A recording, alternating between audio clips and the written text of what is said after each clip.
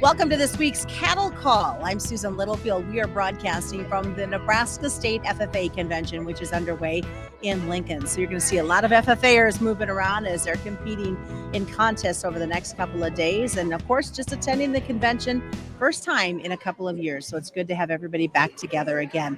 And believe it or not, some of the conversations here have been about what's going on in the cattle market, Brad. And Brad Kooima joins us. He's with Kooima and Varlick out of Sioux Center, Iowa. Some of these kids I was just talking to a little bit ago from the western part of the state are really concerned about feed stuff going into the summer months, hoping there's enough hay to feed their cattle. So, if we've got teenagers worried about it, we've got a heck of a lot of adults that are worried about it as well. Boy, that's for sure. That's disheartening, but I certainly believe it. FFA, what a great program, one of the best ones there is, in my opinion.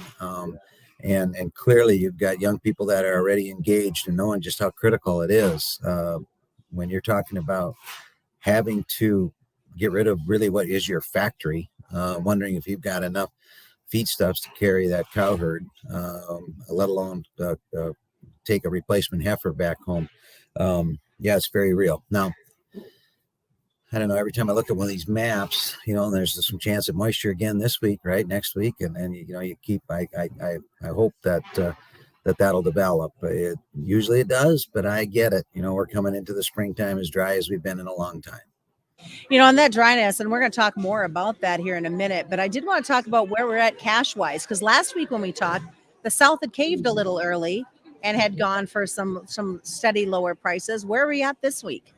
We had a similar pattern, or it seemed like, disappointingly, they couldn't wait to trade cattle at steady money already as early as Monday, both in the north and in the south. There was a fair amount of trade in Nebraska at 140 to one of the majors that stepped in front of this thing early, which I might expound on that a little bit. I can only theorize, of course, but one thing that I thought was a little different was that, particularly in the north, you saw a packer, all of the packers to a degree, but some more than others, seeming to be willing to take on more inventory, buying cattle for all the way to the end of the month, which, I'm an old guy. That when you used to get that going on, Susan, when you'd see a packer willing to take on inventory, I used to think, well, that means that either A, they've got meat sold ahead, that they want to make sure they got enough cattle, or B, they see from their own research and from their own buyers,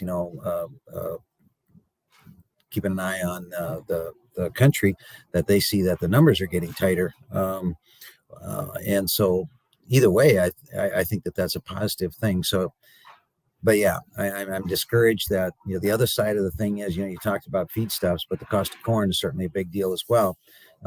So it's a stop the feed bill type of mentality in a lot of places. Just sell the cattle. We don't, no fight in us at all, right? I'll just get rid of them. And especially in the South, corn's high enough here in the feed bunk, but it's even probably 60, 75, maybe even $1 bushel higher for some of those guys in the South. So that's what we're fighting here a little bit, that the negativity of the just sell them, offload the cattle, which is short-term bullish, but not forever. That's actually, you get past that little deal, and all of a sudden you've pulled all those cattle forward and you've created a hole. You've marketed your way to a hole for a change instead of trying to place your way to a hole, which is a terrible way to get to a hole. You almost never get that way. So I think we're doing some of the right things in terms of marketing and pulling some of the cattle ahead, and the weather's helped pull some cattle ahead too, Susan. So I'm curious, have you heard any numbers or where we're at with the number of cattle that are being sold? Because the feed stuff's just opportunity's not going to be there. Well, of course, I'm a nerd that way, after doing this long, as I talk around and as you look at some statistical stuff that's provided for you by the government and others, I don't think that anybody would argue with me that the statistics and the numbers and the show list numbers that are published would tell you that the numbers in the north, Nebraska and Iowa in particular, are very, very, very tight. Now, it's not just numbers alone. Everybody knows that because of the weather, at least I think everybody does, you ought to anyway, that because of a very mild winter, we've had average weights quite high, much higher than a year ago. And some of us have been waiting and wondering whether or not even this week's action on the part of some of the packers, where they were willing to take a bunch of inventory, why, like I hinted at earlier. Well, as I look at the comprehensive weights that came out yesterday, that's a weekly number. So it's not daily like it ought to be, like is in the Fisher Grassley bill, by the way, but at least it's a weekly number. The other number we wait 13 days to get.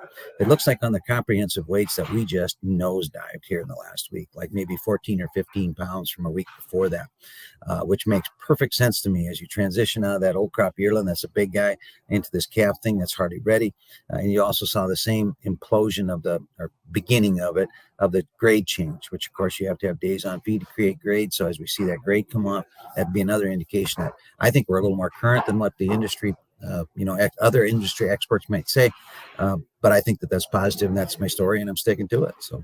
All right. What do you think it is as we get closer to Easter? We've got Good Friday coming up in a week. We'll get past this Easter holiday. Hopefully that means some more grilling opportunities and the chance to showcase more beef. Well, I think that that'll be exactly what happened. One of the things that changed during the COVID thing positively is that you moved a percentage of this retail demand out of the hotel restaurant trade and into the retail trade, where people found out that, hey, I can actually cook a steak at home. It's actually pretty good. It's maybe even better than what I buy at some of the steak places. And I can do that a couple of times a week, at least, for what it costs me to do it once at a fancy restaurant. So that's there. One of the most reliable things anymore in our businesses is that as you move into this time of year, particularly moving into Mother's Day, ironically, that's the number one beef feature of the whole year, by the way, that weekend. Let's go get mama steak, right? Probably a New York strip. That's when New York strips are the highest price of the year, if you're wondering. Anyway, the better weather, Memorial Day, Father's Day. I mean, it's just boom, boom, boom, boom, boom.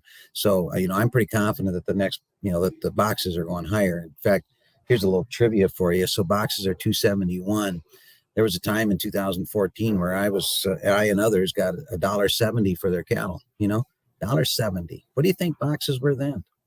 Less than they are now. Box beef then was at $264. So Packers got lots of margin. We need to bow our neck a little bit and see if we can't get them to pay up next week, which I think will happen. I think we'll have a better cash tone next week. All right. Sounds good. I'd be okay with a New York strip and some flowers for Mother's Day. I don't blame you. That's what I'm going to plan on doing. So there we go. Well, thanks for joining us this week, Brad. You're welcome.